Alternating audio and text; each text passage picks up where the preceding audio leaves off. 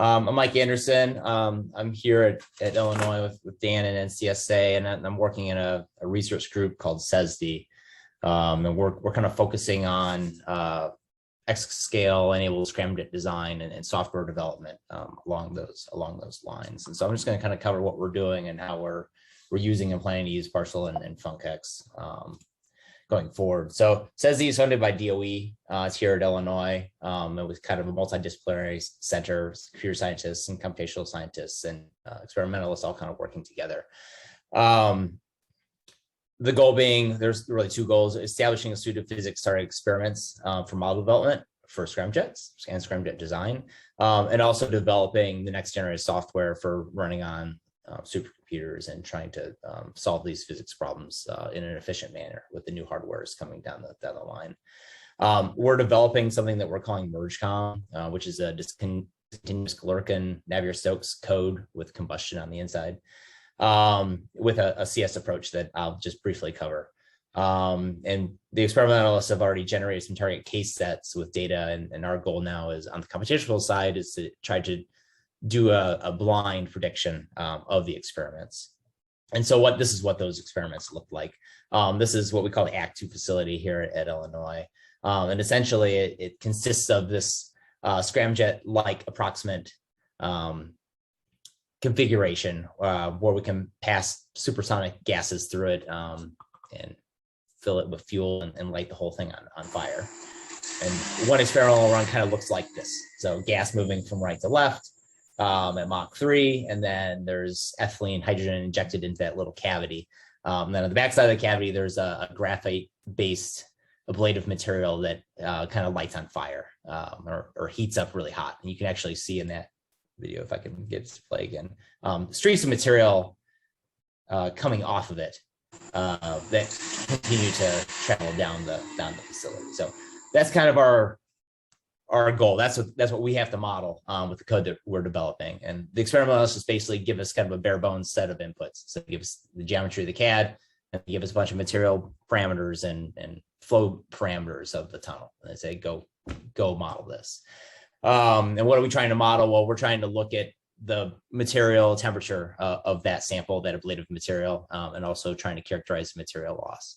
And then we have some secondary quantities of interest that we're trying to capture. So the structure, microstructure of that material, the characteristics of the plane of the cavity, and some other things. Now to do that, we need some simulation tools. So the main tool that we're developing is called MergeCom. It's discontinuous Galerkin, like I mentioned, compressible Navier-Stokes.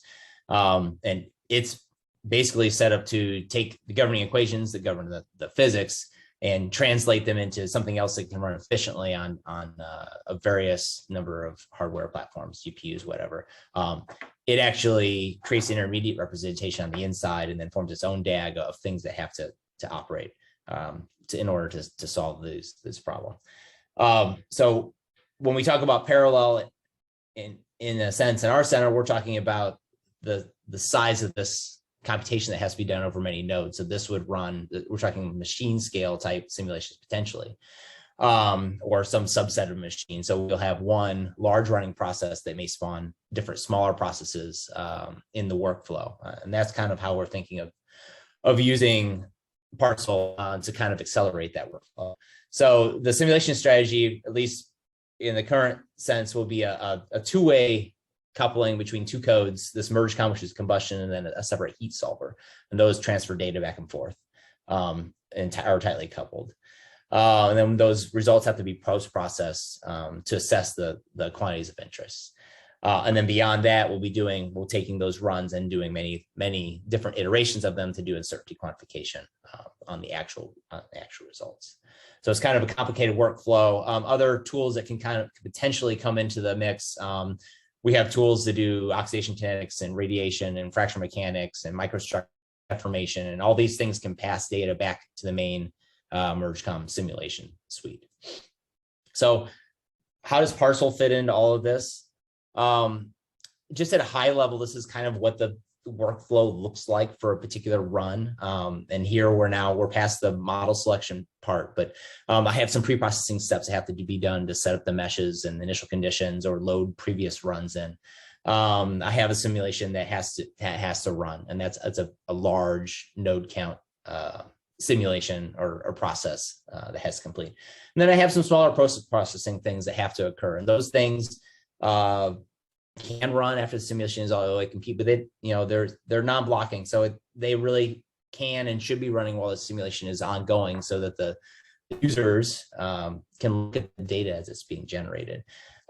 So using Parsl, we can kind of realize that workflow management issue. So if you can think about the green boxes are kind of maybe distributed platforms where I might be running particular legs of this workflow. So doing some simulation execution where there's the merge com gets invocated and it generates some data. And this may happen many times in succession over weeks. And then that data then goes to some other location. It gets transferred, manipulated, archived, something happens to it. And then it feeds into this data analysis process where I'm looking at the quantities of interest. I'm making plots and doing visualization, doing uncertainty quantification, those types of things. So the idea here is to use Parsl and funcX kind of in tandem. So Parsl on the inside to kind of manage the workflows on single processes or single platforms. The examples have been shown kind of using Python to piece together the individual simulation points, individual simulations, and define how the data flows between them, automating this data flow so that the runs can be chained together and kind of reduce the amount of time it takes to execute a single workflow.